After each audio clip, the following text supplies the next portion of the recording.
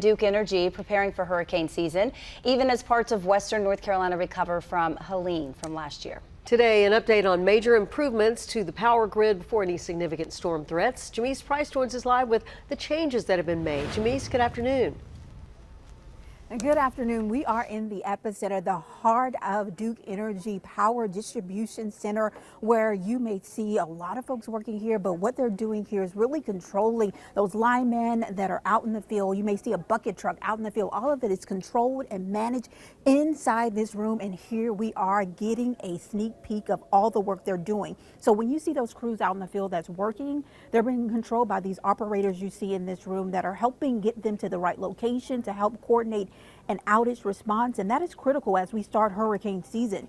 Duke Energy preparing for hurricane season by strengthening its power grid to make sure the utility company is ready for those small summer storms or the big storms like we saw with Helene. So that work includes upgrading poles and wires, making them more resistant to high winds. They also built flood protection out east in areas that have a tendency to flood. They also placed more lines underground in outage-prone areas. But the power company leaning on that technology improvement, including a new advancement called self-healing technology. This technology can automatically detect a power outage, maybe a tree falls on the line, and then looks for ways to reroute that power to other lines to be able to restore service faster. Why is this important? Because as we think about how much we depend on electricity every day, even just a few hours is a big difference for a customer if we can shorten that outage. So this is a lot like the GPS in your car. If you're driving along and it says there's an accident up ahead, take a side road and get around it. This is what this facility does for the power grid.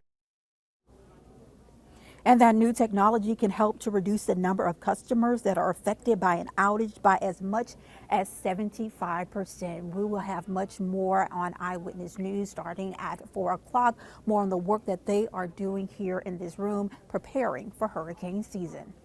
In Garner, Jamise Price, ABC 11 Eyewitness News. It's always a busy place during the season. Jamise, thanks.